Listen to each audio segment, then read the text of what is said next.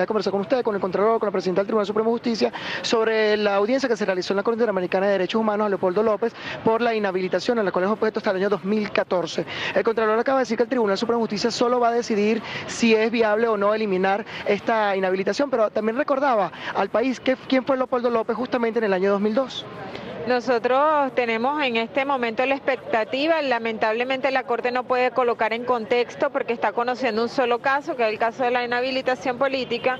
Nosotros tenemos la expectativa como Estado, firmante de la Convención y además también de la Convención Anticorrupción, que la Corte pondere con su decisión un problema que ha traído un gran empobrecimiento en nuestra región, en Latinoamérica, aquí en nuestro país incluso, que es el fenómeno de la corrupción, de la desviación de los recursos públicos, que no es solamente esa persona, es además una cantidad de personas que han estado incursas en estos supuestos y que aquí estamos defendiendo los derechos de los vulnerables, de la mayoría, que es el pueblo al cual nos debemos los funcionarios y funcionarias públicos en cada una de nuestras funciones y sobre todo en la administración recta y transparente de los recursos. Yo creo que es una extraordinaria oportunidad para que la Corte pondere estos elementos, para que se siente un precedente, que indiscutiblemente la inhabilitación política no es total, porque bueno, esas personas pueden militar en un partido, pueden hacer uso de su ejercicio del derecho al voto, pueden tener cargos de responsabilidad política a lo interno, pero que están sancionadas administrativamente para ocupar cargos públicos precisamente por su comportamiento y por la administración o negligente u omisiva o bueno, hasta corrupta de los recursos que son del pueblo y que pertenecen al pueblo. Nosotros como Defensoría del Pueblo tenemos que ponernos del lado precisamente del pueblo que merece gobernantes probos y transparentes y esperamos y tenemos una expectativa positiva con que la Corte se pronuncie en esta dirección. ¿Usted que la comisión esta solicitó condena a Venezuela supuestamente por violar derechos humanos, de derechos políticos de Leopoldo López? Bueno, no nos extraña de la comisión, una comisión por cierto con un secretario ejecutivo que es el ejecutor y lo sabemos que es el que ha movido todo esto y ha impulsado la celeridad en este caso y que la Corte conozca. Está presentando el caso Paulo Sergio Piñeiro, el autor y el vocero del informe, el adefesio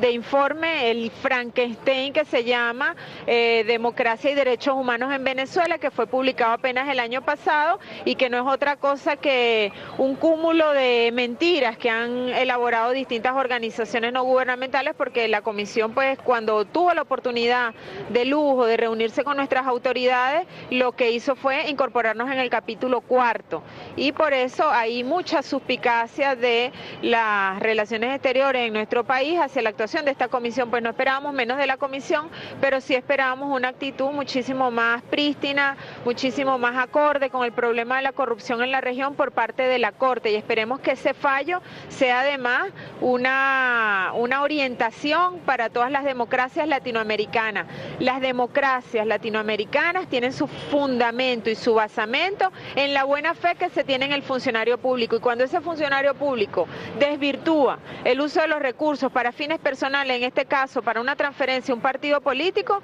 debe ser sancionado y ni siquiera penalmente, una sanción de suspensión de la función pública como debe ocurrir. Yo creo que la Corte